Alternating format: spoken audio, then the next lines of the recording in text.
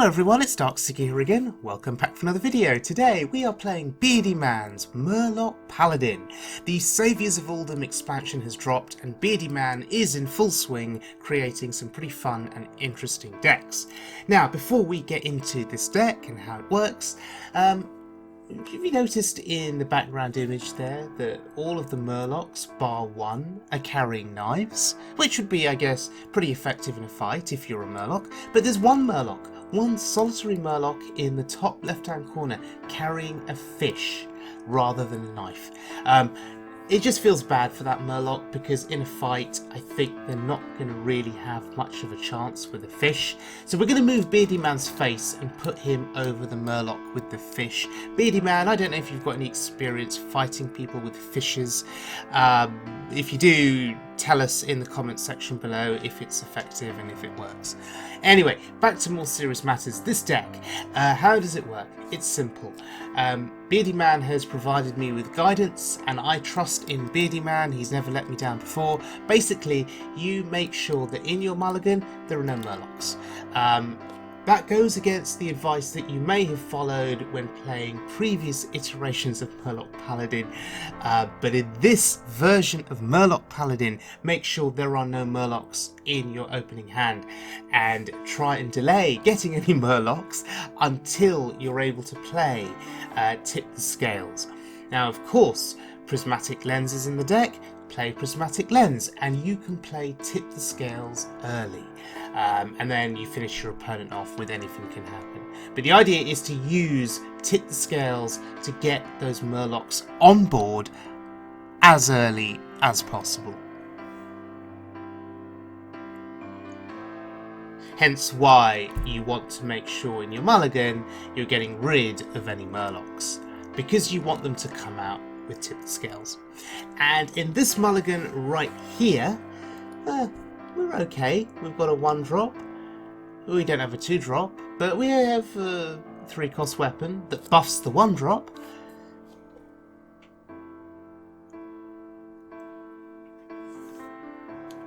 Okay, so Tip the Scales has been drawn.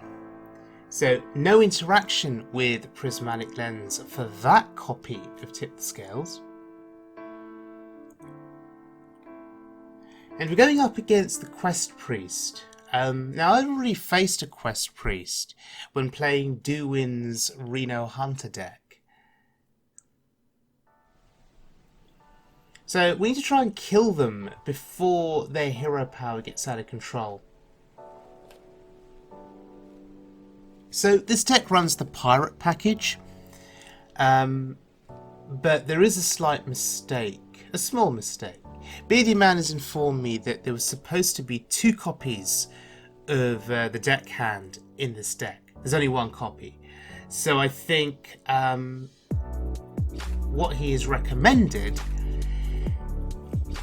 is that you take out 1 copy of Jeeves and put in the second Deckhand.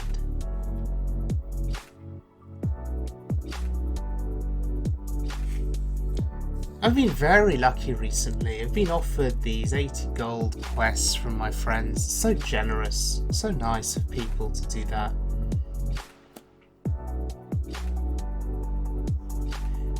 Especially considering that I have a ridiculous amount of gold hoarded up, saved up.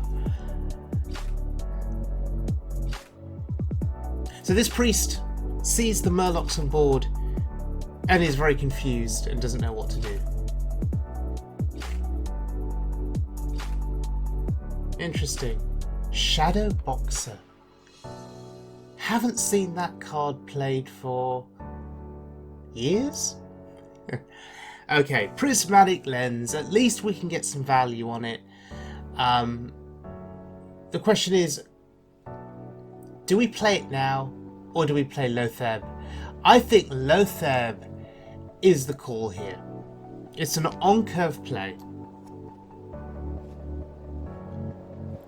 And we're heading into his turn 5, which means he'd probably have something silly like, I don't know, Mass Hysteria. I don't even know if this version of Priest, this Quest Priest, plays Mass Hysteria or Psychic Scream. Because whenever I see Priest, I just keep thinking of Big Priest. I just have these nightmares of Big Priest. Okay, there's the Deckhand, and now we get a 1-cost Tip the Scales due to Prismatic Lens. That is pretty amazing. The question now, though, is... what do I do here? Do we want to kill the Injured Blade Master? I think we do. I think we do. Whilst it's still injured, and we can kill it. But here come the Murlocs, and that's lethal. Okay, Tip the Scales, Prismatic Lens. It wins games.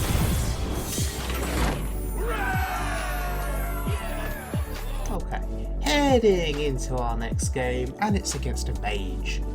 Now, Beardyman isn't convinced that this deck can do well against mages. Looking at some of his Twitter comments recently, he says that mages are favoured, I think. So let's see if we can make an exception to that. Let's see if we can beat this mage.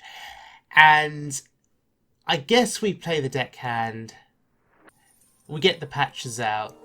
That's reasonable. I'm going to save the coin. I could have coined out the Murloc. I'm going to save the coin.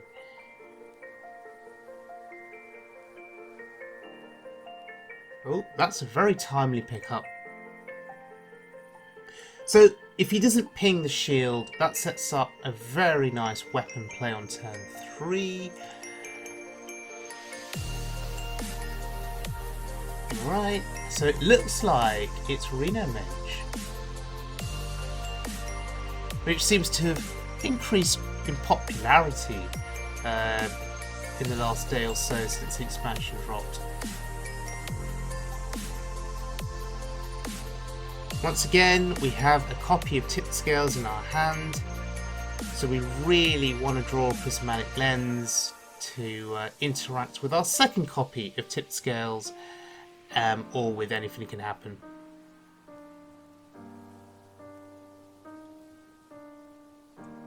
So we have Lotheb next turn as a turn 5 play. That's pretty solid.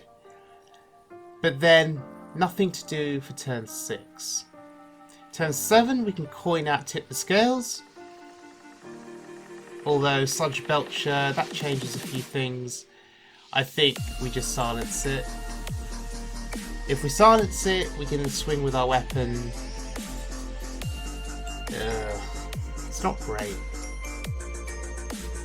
Because by silencing it, what are we preventing? We're preventing a 1-2 taunt from coming out. Is that worth it?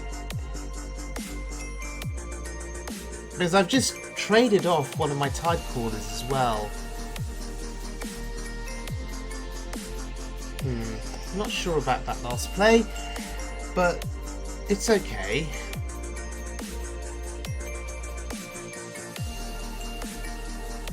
Just get our weapon value here. That's 3/3 mini bot. It's very strong. Okay, the important thing is we have this other Tide Caller on the board. So next turn, we coin out Tip the Scales, and maybe we win the game.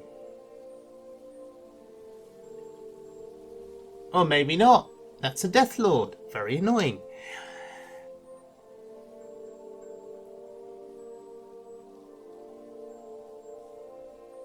Okay, what else are you going to do? 4 mana.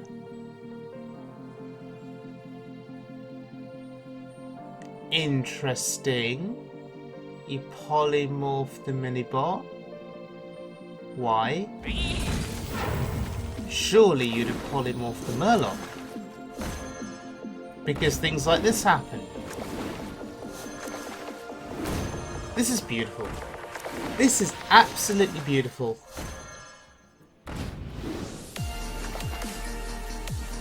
Okay, so how much damage is that?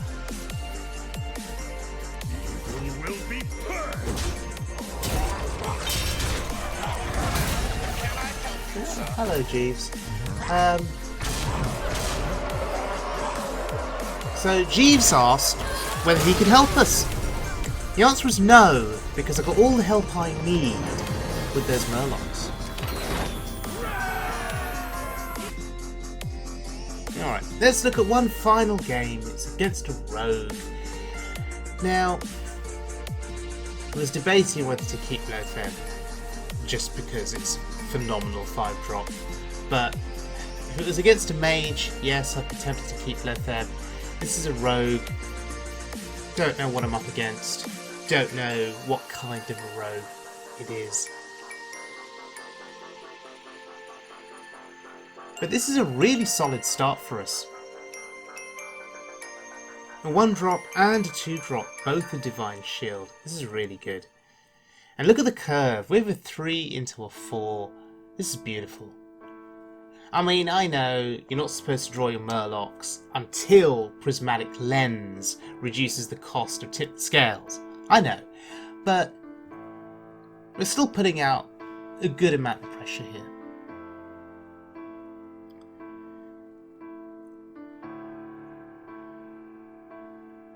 So if he can't deal with the War Leader, he's going to be in so much trouble. Oh, okay. He can deal with the War Leader, of course. That's really unfortunate. So that deserves a holy light exclamation there. But the pressure is maintained. I've been super lucky getting value with Rallying Blade on Divine Shield. I've been so lucky. So now he's kind of back to square one. He's on the back foot. He's constantly reacting to what I'm doing, and he's not really able to develop anything. Because now look, he's thinking about using the weapon. He's not going, unless he plays a Death Rattle minion, he's not going to get the benefit. Yeah, that's really sad for him. Kills a minion, he's down to 15 health. So we just smork. We go face.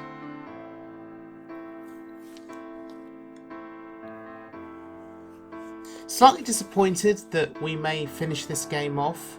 We may end this game without getting Prismatic Lens value.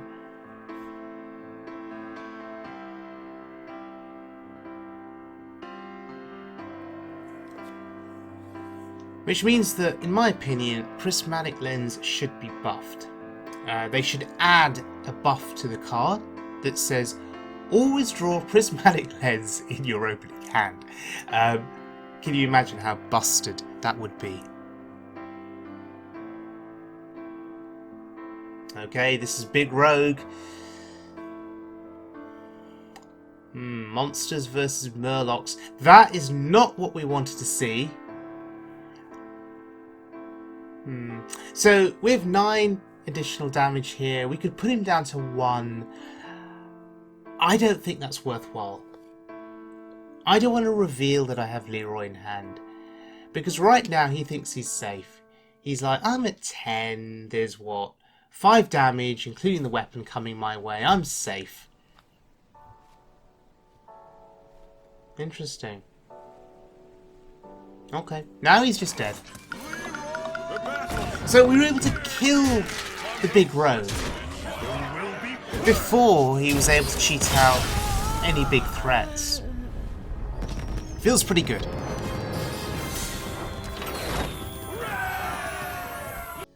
Right, so Beardyman's Murloc Paladin. First of all, there is an update to this deck.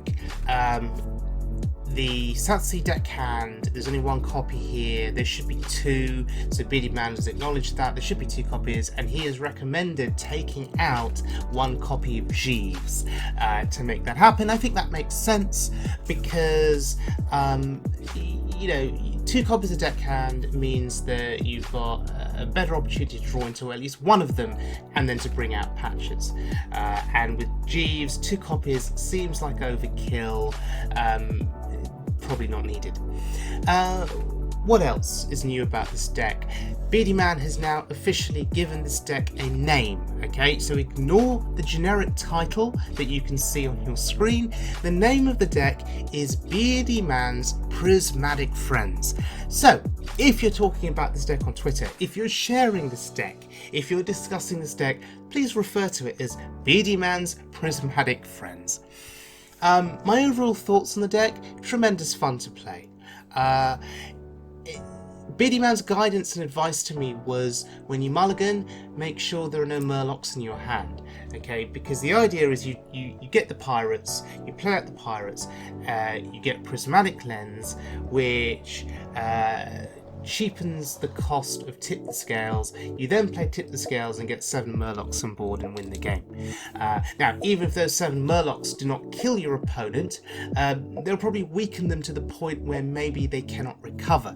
And to think about when you can do this, if you have Prismatic Lens on 4 plus the coin and you're able to make Tip the Scales cost 1, that's insane for a turn 4 play. Right, to get 7 Murlocs on board, a number of which can go face, Bluegill Warriors and Old Murkai.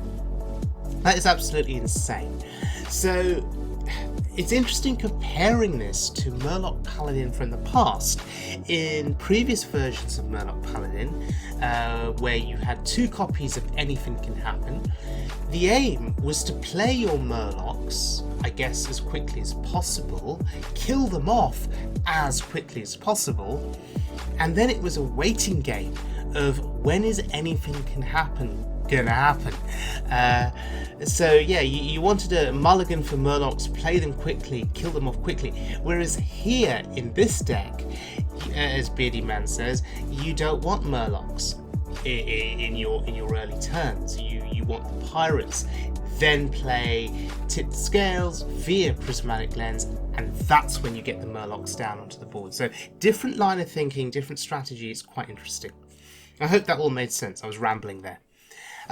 What else can I say about this deck? Beardyman is experimenting with a mech package, I think, rather than a pirate package. So that's going to be interesting moving forward. Maybe I'll give that a try.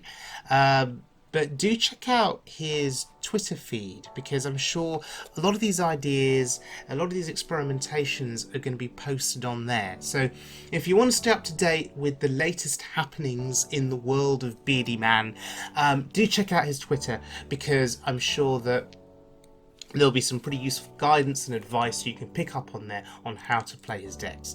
The final thing that I just wanted to say is really a question to Beardyman.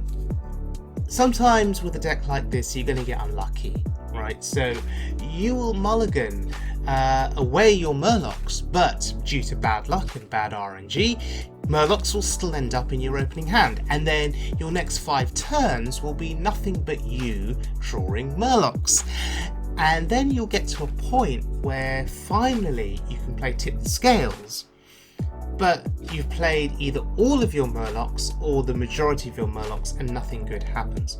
So the question to Beardyman is this: is there room for more Murlocs in this deck? Looking at the ones we already have, can we fit in more Murlocs?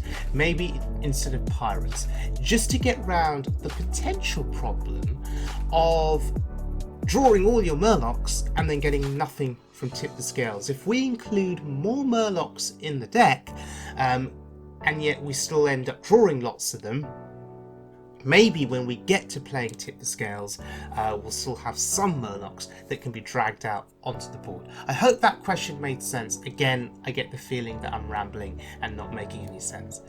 But regardless, fun deck.